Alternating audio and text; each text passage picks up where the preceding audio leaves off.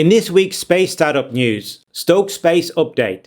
Stoke Space recently celebrated a major milestone, completing the structural qualification of their Nova rocket Stage 2. The team shared images of the qualification vehicle on their X account, highlighting the rigorous testing process. They subjected the structure to cryogenic operations, over 100 pressurization cycles controlled by flight software, and intense axial and shear load tests. The results? The Stage 2 structure surpassed design margins, proving its robustness. Reviving Cape Canaveral's historic Slick 14, Stoke Space is transforming the historic Launch Complex 14, or Slick 14, at Cape Canaveral Space Force Station into a modern launch facility for their fully reusable Nova medium-lift rocket. Dormant for over 50 years, the site now buzzes with activity as Stoke prepares for their first launch, targeted for early 2026.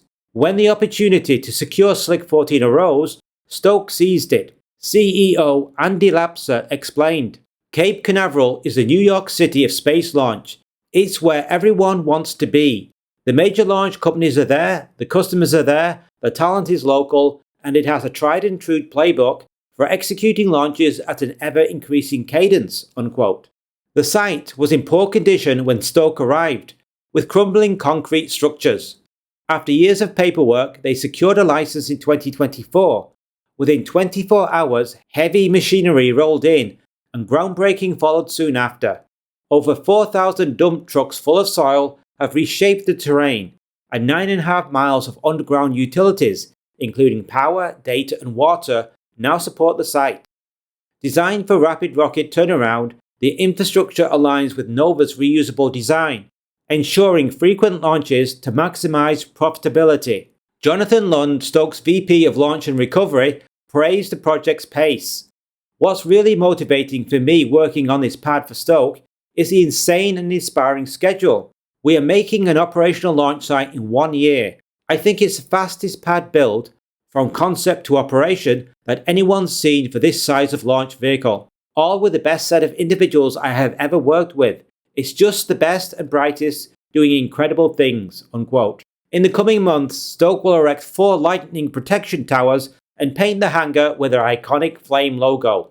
The revitalized Slick 14 is on track to support Nova's debut launch, paving the way for frequent, reliable missions.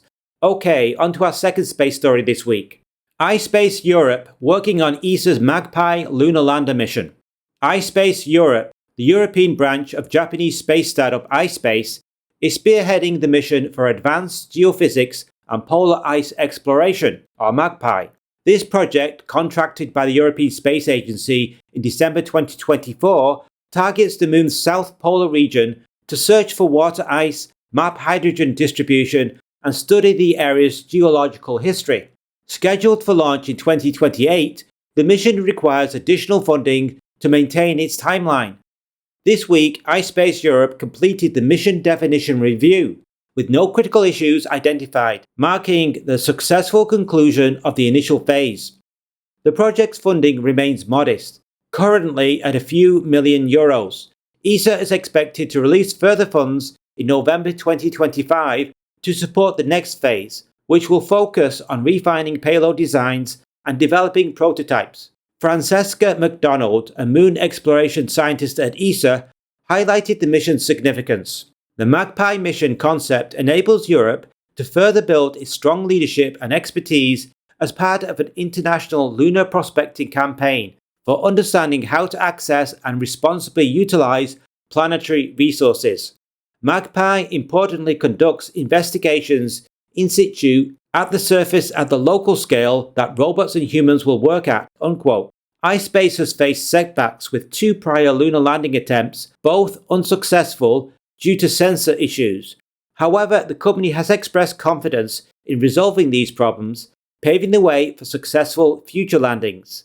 With MAGPIE, iSpace Europe aims to contribute to a global lunar exploration campaign, leveraging their expertise to ensure mission success. Okay, onto our final story of this week. Firefly Blue Ghost Mission 2 update. Firefly Aerospace announced on their X account that Blue Ghost Mission 2, targeting the Moon's far side, promises to be larger and more ambitious than their first fully successful lunar mission.